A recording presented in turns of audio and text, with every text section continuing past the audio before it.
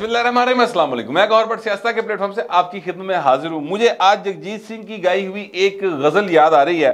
गज़ल जो है वो कफ़ील आज़र अमरोही साहब की है और उसके यानी जो अशार हैं वो कुछ इस तरह से शुरू होते हैं कि बात निकलेगी तो दूर तलक जाएगी और लोग बेवजह उदासी का सबब पूछेंगे, ये भी पूछेंगे कि तुम इतनी परेशान क्यों हो। एक नज़र उठेगी सूखे हुए बालों की तरफ, फिर वो देखेंगे गुजरे हुए सालों की तरफ। इस तरह करके एक बड़ी मशहूर साड़ी जवानी के टाइम की गज़ल है। ये पाए ना ये जी शायरी है ना, ये मुझे बेवजह याद नहीं आई है। मामला ये है कि आज चीफ जस्टिस ऑफ पाकिस्तान ने अपने एक बड़े ही करीबी जिगर जान किस्म के तड़ेबाज जो हैं, अपना तड़े के बंदे, यानी तड़े के बंदे मैं उन्हें कहूँगा, उनका नाम है जस्टिस मुज़ाहिर अली अकबर नकवी साहब। उनके खिलाफ रेफरेंसेस आए हुए थे और वो रेफरेंस जो है वो एक तो मियां दाऊद ने भेजा था, एक दो और बार एसोसिएशन की तरफ से भी आए हुए थे। तो वो सर उन्होंने भिजवा दिए हैं सीनियर मेंबर को कि भाजी ज़रा बैठ के देखो ये किन्नी की जान है। अच्छा, अब लोग इस बात पर ये कह रहे हैं कि जनाब कोई ऐसी गल ही नहीं की, अगर वो भिजवा दिया तो सीनियर मेंबर कह देगा कि नहीं गल ही नहीं बनती तो गल ख़त्म हो जाएगी। नहीं सर, बात ऐसे ख़त्म नहीं होती। बात जो है ना वो फिर जब मुंह से निकलती है, जब कागज़ एक चलता है तो सर फिर वो चलता ही चला जाता है। ये बात मुझे किसी सियाने किस्म के एक मुहर्रर ने की थी। और मुहर्रर जो होते थे ना पहले ज़माने के मुहर्रर, मैं पहले ज़माने के मुहर्रर से मेरी मुराद है जब हमने 30 साल पहले जर्नलिज्म स्टार्ट किया था तो उस वक़्त के जो मुहर्रर थे ना वो अंग्रेज़ टाइम पे भर्ती मुहर्रर है सन। तो उन्होंने ये कहा था कि जनाब एक दफ़ा एक कानूनी मामला शुरू हो जाए, जरा कागज़ और कलम है ना पुत्र, एक बारी कानूनी मामला शुरू करता है ना तो रोज़े क़यामत ही जाके बंद होना, उस तो पहले बंद नहीं होता। तो ये बिल्कुल ऐसे ही है कि अब ये एक मामला शुरू हुआ है तो वो सर किसी ना किसी पासे लगेगा तो गल्लां बड़ियां दूर तक जानियां। जस्टिस मुज़ाहिर अली अकबर नकवी साहब वही शख्सियत हैं जिनको बेंच में बैठाकर उमर अता बंदयाल साहब ने कहा था कि इनको इसलिए बैठाया ताकि लोगों को पता चले कि we are on the same page. मतलब ये धड़ा पूरा कुटिया सी पाए ने धड़ा। हालांकि अदलिया के अंदर धड़े धुड़े की गल नहीं होंगी, अगर आ जाए धड़े की गल तो उस तो बाद तो बहु जी फिर अदलिया तो ना रह गई, फिर तो मतलब है कि कोई वो हो गया, बाइस्ड हो गया सारा कुछ। फिर वो आइन के तहत तो मामला नहीं रह गया, फिर तो मन मौजी किस्म का कम हो गया, फिर तो जनाब डाडिया ना सत्तावियाँ सो हो गया। इस तरह की जो भी आप मिसाल देना चाहें वो देकर आप फिट कर सकते हैं उसके ऊपर। लेकिन अब यह है कि ये जो है उन्होंने भिजवा दिया है। अब सवाल ये उठता है कि आखिर जस्टिस साहब ने ये काम क्यों किया। इसकी सर 2-3 वजूहात जो हैं वो बताई जा रही हैं। एक वजह तो ये है कि जनाब उन्हीं रेफरेंस आया पे है, इन अपने दौर के जी कितने निपटू दईए, इनू वो कह देना कि जनाब बनता ही नहीं गा और गल ख़त्म हो जाए ताकि मुज़ाहिर अली अकबर नकवी बच जाए। क्योंकि सितंबर में बहरल काजी फाइसा साहब ने आ जाना है तो वो रेफरेंस जो है वो चुक लेंगे दराज चु कट के कि आओ जी भाजी इधर आओ ना ज़रा, एक ही हालात जा रहे हैं, तो एक नया मसला बन जाएगा। अच्छा, तो इसका जवाब ये है कि सर अगर आप ये वाले रेफरेंस को निपटा देंगे तो जिसले काजी साहब आएंगे तो नवा रेफरेंस नहीं को फाइल हो जाएगा, ठीक है, तो वो उन्होंने फड़ लेंगे। इसका जवाब देने वाले ये जवाब देते हैं। दूसरी बात जो है वो ये है कि जनाब मुज़ाहिर अली अकबर नकवी साहब जो हैं वो चूँकि फड़े गए हैं चौंक के अंदर ना, उन्होंने ना सारे पासे नशर हो गया, उनके बेटों की तहकीकात शुरू हो गई, चीज़ें बहुत ज़्यादा गड़बड़ हो गई हैं। लिहाजा वो जड़ा ना भार अपने मोढे तो लाने की कोशिश की जा रही है। वो थैला जो गीला हो जाए सफ़र के दौरान वो उतार के फेंक दिया जाता है ताकि इंसान को चलने में आसानी हो। ये भी एक इसका तुजी बयान की जा रही है कि वो तो हुण जान छुड़ा लेनी चाहिए, ठीक है। अच्छा, तीसरी बात जो इन दोनों बातों से ज़्यादा अहम और मुझे ज़्यादा मौसर लगती है वो ये है कि सर क्योंकि सांस हर सांस होती है। अच्छा, अब ये जो एक बात है ना कि सांस हर सांस होती है, ये बड़ी एक चुभने वाली बात है और ये वो बात है जिन्होंने उसे कहते हैं ना वखियों बोलना, यह वखियों बोलने वाला जुमला है। मैं इसलिए ये बात कह रहा हूँ क्योंकि जस्टिस उमर अता बंदयाल साहब हैं, उनकी बेगम साहबा जो है उनकी एक ऑडियो लीक हुई थी और उस ऑडियो की लीक के हवाले से एक कमीशन बना था जो कि हुकूमत पाकिस्तान ने बनाया था, inquiry commission judicial inquiry commission act 2017 के तहत, और उसमें चीफ जस्टिस ऑफ पाकिस्तान से पूछने की ज़रूरत नहीं है कि भाई सानू केड़ा जज देंदे हो, असी बनाना है, कोई मशवरे की लोड़ नहीं की। वो मैंने पूरा उसको पढ़ा था और उसको आप भी पढ़ लें, कोई मतलब ऐसी शय नहीं, लुकी हुई शय नहीं, ये कोई इसके लिए आपको तोशा खाना की कोई दरखास्त नहीं देनी पैंदी कि सानू कढ़ के दे दो। नेट पे जाएं, वहाँ पर ये लिखें और आपके सामने वो एक्ट आ जाएगा, उसको खोल के पढ़ लें। ये पब्लिक डॉक्यूमेंट है, कोई भी पढ़ सकता है। अंग्रेजी च भी लभ जाएगा तो उर्दू च भी लभ जाएगा, दोवें तरह की सहूलतां जिहड़ियां ना वो गूगल दी मेहरबानी है, वो 1 सेकंड जना तर्जमा तुर्जमा करके गल समझा देता फट के। अच्छा, अब उस कमीशन को काम करने से रोक दिया था चीफ जस्टिस ऑफ पाकिस्तान ने। 5 रुकनी बेंच बना था सर, और उन्होंने कहा कि तुसी ये तहकीकात नहीं कर सकते। अच्छा, वो तहकीकात जो कर रहे थे उसमें सास की जो, यानी उनकी सासू माँ जो हैं चीफ जस्टिस साहब की, चीफ जस्टिस ऑफ पाकिस्तान की जो सासू माँ हैं, उनकी भी वो इंक्वायरी कमीशन, वो जो ऑडियो लीक्स थी उसमें वो सारा मामला आना था। साथ मज़ाहिर अली अकबर नकवी साहब का मामला था, एजाजुल एहसन साहब का भी जिक्र अज़कार था उसमें। तो चीज़ें जो हैं वो काफ़ी ख़राब हो रही थी। अब मामला ये है कि उन जजा ने बह के ते सर वो स्टे करता फट के, उस पर इतराज़ किया गया है। आज सुप्रीम कोर्ट के वो उस फुल बेंच ने, लार्जर बेंच ने इस कमीशन को काम करने से रोक दिया था, स्टे कर दिया था।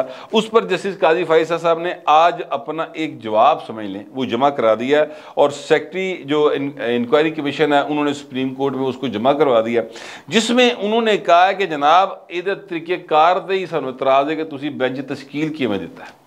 एक तो इतराज़ ये किया है। आपको याद होगा कि एक कानून पास हुआ था कि जनाब ये जो बेंच की तश्कील है वो चीफ जस्टिस के पास इख्तियार नहीं है, सिर्फ वो 3 जो सीनियर मोस्ट जजेस हैं वो बैठकर डिसाइड करेंगे किन्ने किन्ने केड़े केड़े बेंच च बहना है। और वो जो है अपना उसको भी स्टे कर दिया गया था। 8 जजों ने बैठकर, हम ख्याल 8 जजों ने बैठकर उसको भी स्टे कर दिया था। तो उसके ऊपर भी उन्होंने इतराज़ किया। साथ उन्होंने कहा जी असी ते यानी यकीन दवाने तुहानूं कि असी जी इंक्वायरी करांगे बिल्कुल शफाफ करेंगे और जजेस का सारा मौक़िफ़ सुना जाएगा। ये एक्चुअली उन्होंने उनके कंडक्ट के ऊपर भी सवाल उठाया कि आपका चूंकि मफादात का टकराव बनता है, इस नज़र आ रहा है वाज़े तौर पे। देखे ना चीफ साहब की सस जी है भाई, तुहानूं पता सस बहुत वड्डा एक जो है ना जिंदगी में उन्होंने बड़ा भार होंदा है ससां दा। हाँ, ये सस होवे, साला होवे, साली होवे, बड़ा भार वाला काम है जी। इसमें आप किसी से बच सकते हैं, यानी आप चक्कर दे के जो सिक्योरिटी एजेंसीज हैं उन्होंने चक्कर दे के उधर जा सकते हो, आप अपने दोस्तों को चक्कर दे सकते हैं सर, आप अपनी बेगम को चक्कर नहीं दे सकते। अब जो बंदा शादीशुदा है ना सर, वो इस बात को समझेगा। और ये मैं हंस नहीं रहा हूं, मैं कोई ये उस पर मतलब लाइटर नोट पे बात नहीं कर रहा, बड़ा सीरियस मैटर है सर। आपने घर जाना है या नहीं जाना, जेड़े मर्जी बहाने पा लो, आप अपनी बेगम से नहीं छुप सकते, जो मर्जी कर गुजरो। तो जे अजकल का दौर जो खास तौर पर आया है, अब ये देखें टेक्नोलॉजी जितनी आ गई है एडवांस, तो सर वो तो एक शायद ही खबर होंगी है।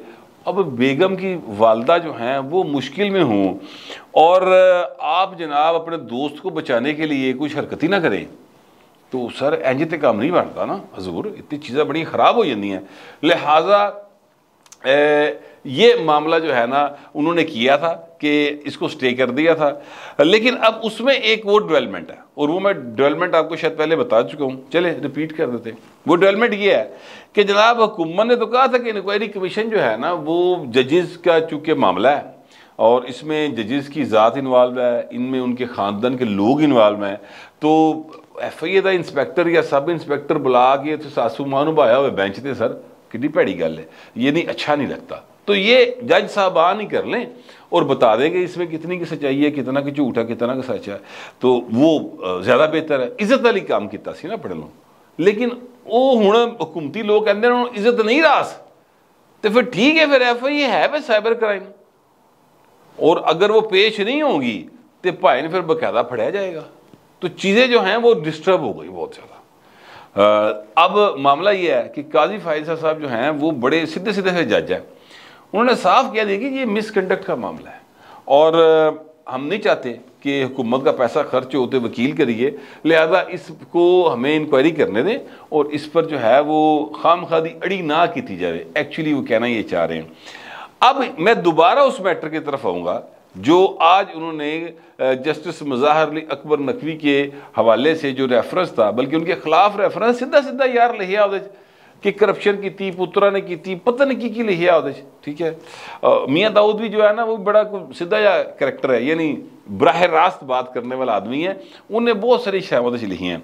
तो वो कहते हैं कि जनाब वो जो उन्होंने भेजा ना अब कि जनाब एक सीनियर मेंबर को इसको देखें, वो इसीलिए भेजा है क्योंकि दूजे पासों इतलावा सन, दूजे पासों बकायदा वाज़े तौर पर इशारे सन, दूजे पासों हरकत सकनात बड़ी क्लीयर थी कि मुर्शद या दोस्त है या फिर सासू माँ की हाज़री की जे वो FIA दे सब इंस्पैक्टर दे अगे, ठीक है, तो तुसी देख लो ताड़ी मर्जी है।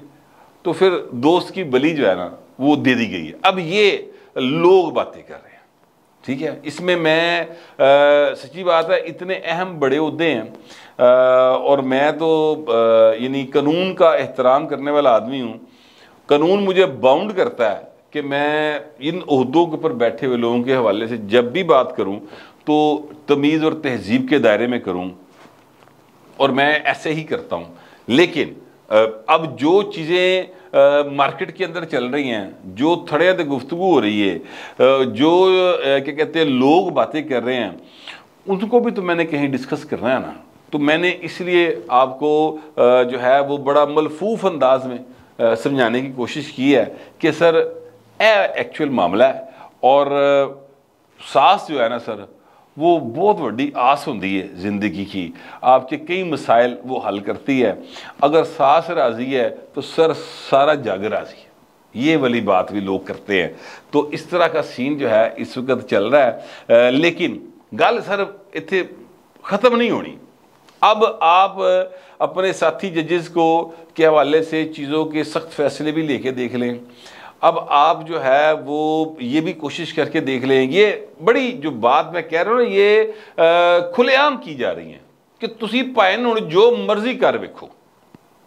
आप लोगों को बहुत ज़्यादा तरले तुरले पा के तरीके से कहा गया कि हजूर जान दो तुहाडी मेहरबानी पाकिस्तान शदीद क्राइसिस में है, ਤੁਹਾਡਾ लाडला जड़ा इमरान खान ये जिंदगी नुजाब बनया आया, मेहरबानी करें ना करें पाकिस्तान को चलने दें। आईनी तौर पर गया, आपने माना हुआ है, फैसला दिया हुआ है, ऐसे ना करें। लेकिन सर सुकून नहीं आया, लिहाजा अब जो है ना वो पानी सर से गुजर गया। 9 मई के वाक़यात हो गए हैं।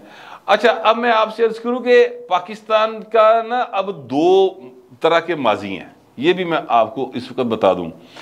एक है सर पाकिस्तान जो 16 दिसंबर 1971 से पहले का था, दोनों पासे पाकिस्तान, बड़ा बड़ा पाकिस्तान, ठीक है, बांग्लादेश भी पाकिस्तान का हिस्सा, मशरकी पाकिस्तान, मगरबी पाकिस्तान, ठीक है जी, ये एक पाकिस्तान था उस वक्त। उसके बाद 16 दिसंबर 1971 के बाद फिर एक नया पाकिस्तान आया, ये जिसमें हम इस वक्त जोग्राफी के एतबार से बात करें। फिर सर उसके बाद जो अहम तरीन वाक़या हुआ और या हमारी तारीख में एक जो उससे भी उस जितना ही कम अज़ कम बड़ा धब्बा जो लगा है वो सर है 9 मई का वाक़या। और 9 मई से पहले का पाकिस्तान और था, 9 मई से बाद का पाकिस्तान जो है ना वो बिल्कुल डिफरेंट है। अब ये जो लेपा पोती है ना माड़ी मोटी सुर्खी पाउडर ला के तो काम चला दो ना सर, कील छाइयाँ महासों से पाक चेहरा चलेगा, पेंट करना काम नहीं टुरना सर। मेकअप मैन अब आपका कुछ नहीं सीधा कर सकता। अब आपका जो असल चेहरा ना मुंह के छट्टे वजन तो बाद वो लोगों के सामने आ गया है। और अब ये नहीं हो सकता कि आप यानी चेहरा आपका जो है उसको पेंट करके तो आप चला लेंगे, नहीं, लोगों ने असल शक्ल वह ली है। आपको याद होगा, शक्ल से मुझे याद है, ऐसे कहना नहीं चाहिए, ख़वातीन सारी मेकअप करती हैं, लेकिन एक खतून जो है उन्होंने पहले बड़ी प्रेस कॉन्फ्रेंस करती थी, फिर उन्होंने तायब होने के बाद जो प्रेस कॉन्फ्रेंस की अपने हस्बैंड के साथ, तो उनकी दोनों वक्त की तस्वीर लगाकर लोगों ने बड़ा तमस्कर उड़ाया। वैसे मैं इसके हक में नहीं हूँ। तो भाई ने ए वाला जो काम है ना 9 मई तो बाद जी बारिश हुई है ना, वो जो मानसून चलिया उन्हें भाइन सारे ने चेहरे तो रंग रोन लाता है फड़ के। अब ये काम इस तरह से नहीं होगा कि हम इसकी कुर्बानी दे दें, इसको बलि चढ़ा दें तो साड़ी बचत हो जाएगी। नहीं, बचत का चांस कोई नहीं, चीज़ें बड़ी क्लियर हैं। अच्छा, अब जितनी ये मैंने बातें की हैं ना सर, इसको आप थोड़े कहे को ज़्यादा समझें, गल्ला ऐस तो बहुत अगे गई हैं और चीज़ें इतनी सीरियस हैं। मैंने एक रात को व्लॉग किया था जिसमें मैंने बताया था कि जिस शख्स के इशारा अबरू के तहत लोगों की जिंदगियों के फैसले हो रहे थे ना, उदी हालत यहो जी भाई ना कि उन्होंने यानी प्रोटोकॉल देने के लिए आने वाले जो सिक्योरिटी गार्ड है वो वेख के ना भलवान गड्डी थले नहीं उतरता कि वो मैंने कितने फड़न नहीं आ गए। इस हद तक मामला आ जी, ठीक है। तो अब इससे तो मसला हल नहीं होगा जो किया जा रहा है, लेकिन लगता यूं ही है कि जो तीसरी बात है ना कि सास बहुत अहम है वो उसके लिए ये सारा कुछ किया गया। इतलात ऐसी हैं और मुझे लगता भी ऐसे ही है। आप लोगों को पता नहीं कैसा लगता है, जैसा भी लगता है लिखिएगा ज़रूर, मगर ज़रा तहजीब के साथ। फिलहाल इतना ही, मिलते अगले व्लॉग में।